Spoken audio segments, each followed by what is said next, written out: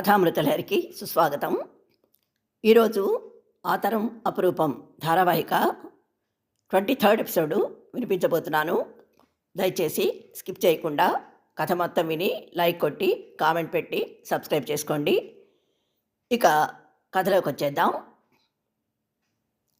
పొద్దుటే చిన్నన్న కారులోంచి దిగిన అమ్మా నాన్నల్ని చూసి సంధ్య ఆనందంతో ఉక్కిరిబిక్కిరైంది.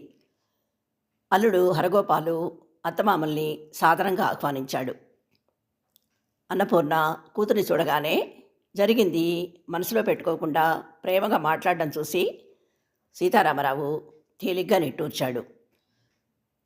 ఉన్న ఒక్కరోజు ఇంట్లో అందరూ సరదాగా గడిపేసి మర్నాడు ఫంక్షన్కి బయలుదేరారు.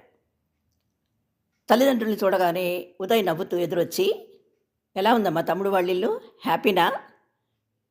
నవ్వుతూ పరామర్శిస్తుంటే ఇద్దరూ మౌనంగా తలూపారు.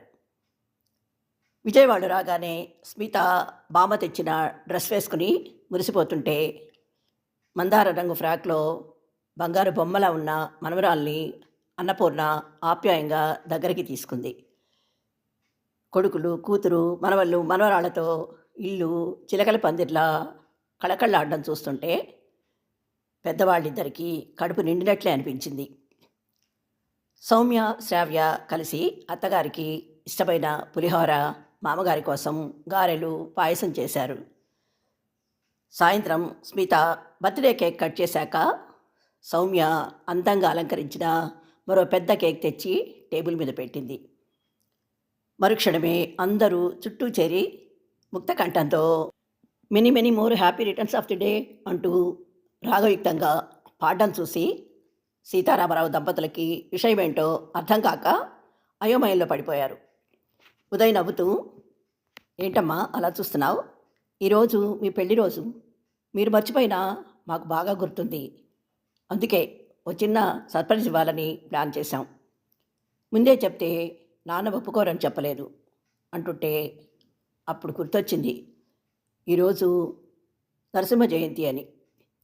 మరుక్షణం ఆ భార్యాభర్తల మనసుల్లో ఏదో చెప్పలేని దిగులు. పిల్లల బలవంతం మీద అన్యమనస్కంగానే కేక్ కటింగ్ అయిందనిపించి ఒక్కొక్కరి వచ్చి కాళ్లకు మొక్కుతుంటే వాళ్ళను దీవిస్తూ మనసు మళ్లించుకునే ప్రయత్నం చేశారు. పెళ్లి రోజు బహుమతిగా వద్దని ఎంత వారిస్తున్నా వినకుండా ఉదయ్ తండ్రికి ఇష్టదైవమైన నరసింహస్వామి ఉంగరం, తల్లికి లక్ష్మీదేవి ఉంగరం స్వయంగా తనే వేళ్ళకి తొడిగాడు. విజయ్ తన స్థాయికి తగ్గట్టు తండ్రికి గోల్డ్ చైన్ వాచి, తల్లికి ఖరీదైన డైమండ్ నెక్లెసు కానుకగా ఇచ్చాడు. సంధ్య మాత్రం తల్లికి భయపడి గద్వాల చేనేత చీరతో సరిపెట్టింది. సీతారామరావు, అన్నపూర్ణ ఇవేవి పట్టించుకునే స్థితిలో లేరు. ఇద్దరి మనసుల్లోనూ తీయటి జ్ఞాపకాల దొంతరలు. ప్రతి ఏటా పెళ్లి రోజు ఉదయమే లేచి నరసింహస్వామి గుడికెళ్ళి అర్చన చేయించి పక్కనే ఉన్న ఆలయంలో అమ్మవారిని దర్శించేవాళ్ళు. ఆ తర్వాత కాలినడకన కొండెక్కి పానకాల స్వామికి పానకం సమర్పించి ఆ ప్రశాంత వాతావరణాన్ని ఆస్వాదిస్తూ ఎంతసేపు కూర్చున్నా తనివి తీరేది కాదు. కాలక్రమంలో జనసంవర్ధం పెరిగి కొండ మీదికి బస్సులొచ్చిన మెట్ల దారిన కొండెక్కటంలోనే ఏదో అనిర్వచనీయమైన అనుభూతి. ఈసారి ఆ ఆనవాయితీకి భంగం కలిగినందుకు వెలితిగా అనిపిస్తుంటే ఆ గుడి చుట్టూ అల్లుకున్న మధుర స్మృతుల్ని నెమరేసుకుంటూ ఇద్దరూ అర్ధరాత్రి దాకా రెప్పవాల్చలేదు. సీతారామరావు ఉదయం లేవగానే రోజు తనకన్నా ముందే లేచే భార్య బారెడు పొద్దెక్కిన మంచం దిగకపోవడం చూసి, ఈ పిచ్చిది ఇక్కడికి వచ్చిన మర్నాటి నుంచి పాత జ్ఞాపకాలన్నింటినీ సింహావలోకనం చేసుకుంటూ రాత్రుళ్ళు ప్రశాంతంగా నిద్రపోవడమే మానేసింది. అందుకే మెలకు రాలేదేమోనని నవ్వుకుంటూ దగ్గరికి వెళ్ళి తట్టి లేపాడు.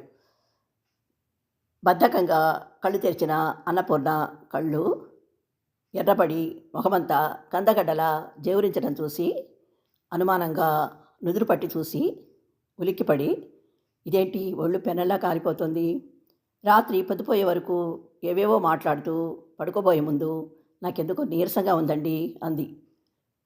తనే అంతగా పట్టించుకోలేదు. జ్వరం బాగా ఉన్నట్లుంది అనుకుంటూ హాల్లోకి రాగానే తండ్రి మొహంలో కంగారు గమనించిన ఉదయ్, "ఏమైంది నాన్నగారు? ఎందుకు అలా ఉన్నారు? అమ్మ ఇంకా లేవలేదా?" ఆదుర్దాగా అడిగాడు. "మీ అమ్మకు జ్వరం వచ్చినట్లుందిరా. చాలా నీరసంగా ఉంది. దగ్గరలో డాక్టర్ ఎవరైనా ఉన్నారా?" "మీరేం టెన్షన్ పడకండి. కింద ఫ్లోర్‌లోనే మాధవరావు గారని సీనియర్ డాక్టర్ గారున్నారు. నేనిప్పుడే వెళ్ళి తీసుకొస్తానంటూ వెళ్ళి 10 నిమిషాల్లో వెంటబెట్టుకొచ్చాడు. డాక్టరు ఫీవరు, బీపీ చెక్ చేసి, "డోంట్ వర్రీ, మామూలు ఫీవరే. 2 డేస్‌లో తగ్గిపోతుంది. బీపీనే కొంచెం ఎక్కువగా ఉంది. ఇంతకు ముందు నుంచే ఉందా?" అంటూ ఆరా తీశాడు. లేదని చెప్పగానే, "ఫీవర్ వల్ల పెరుగుండొచ్చు. 1 వీక్ రోజు చెక్ చేసి చూద్దాం" అంటూ టాబ్లెట్లు రాసిచ్చాడు. సౌమ్య, ఉదయ్ లీవ్ పెట్టి ఇంట్లోనే ఉన్న సీతారామరావు పగలు రాత్రి భార్య పక్కనే ఉండి చూసుకున్నాడు. 2 రోజుల్లో టెంపరేచరు నార్మల్కి వచ్చిన నీరసం మాత్రం 4 రోజుల వరకు తగ్గలేదు. ఆ రోజు అన్నపూర్ణ పక్కలో కూర్చొని పళ్ళరసం తాగిస్తున్న భర్త చెయ్యి పట్టుకుని, "మన ఊరికెళ్ళిపోదామండి" జాలిగా చూస్తూ అడిగింది. ఆ మాట వినగానే సీతారామరావుకి భార్య బీపీ ఎందుకు పెరిగిందో అర్థమైంది. కొంపతీసి జ్వరం కూడా అందుకే రాలేదు కదా అన్న డౌట్ వచ్చినా బయటపడకుండా, "అదేంటోయ్, వచ్చే వరకు నన్ను అంతలా సతాయించి అప్పుడే తిరుగు ప్రయాణం కట్టేద్దాం అనుకుంటున్నావు? ఇక్కడే సెటిల్ అవుతామంటూ వచ్చి నెల తిరగకుండా వెళ్ళిపోతామంటే బాగుంటుందా? పిల్లలు ఏమనుకుంటారు?" సందిగ్ధంగా అన్నాడు. కథ విన్నారు కదా. ఈ ఎపిసోడు ఇంతటితో ముగిస్తున్నాను. త్వరలో మరో ఎపిసోడ్తో మీ ముందుంటాను. అంతవరకు సెలవు. Thank you.